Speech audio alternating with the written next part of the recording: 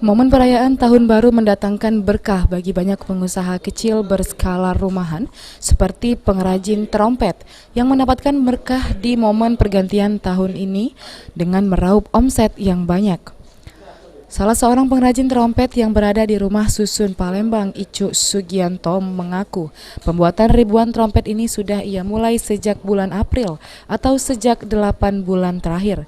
Dalam satu hari puluhan trompet ia produksi bersama istrinya.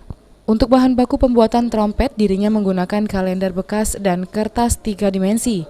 Yang dengan tangan kreatifnya, barang-barang tersebut dapat ia kreasikan menjadi beraneka ragam bentuk, mulai dari bentuk marsya, keong, saksofon, love, naga, dan trompet biasa. Trompet yang ia buat biasanya ia jual kepada pengecer dengan harga Rp6.000 untuk satuannya. Pembuatan trompet kira-kira sekitar 8 bulan. Dari bulan 4. Untuk motif yang kita bikin bentuk apa?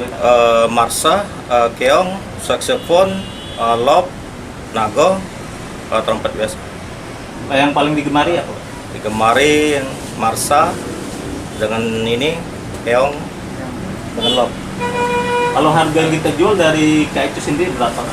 6.000. Di tahun ini Icuk hanya membuat 4.800 trompet, sedangkan di tahun sebelumnya ia bisa membuat hingga 6.000 trompet. Penurunan produksi ini dikarenakan cuaca yang kurang bersahabat dan trompet lokal seperti ini sudah kurang peminatnya. Heru Wahyudi, PAL TV.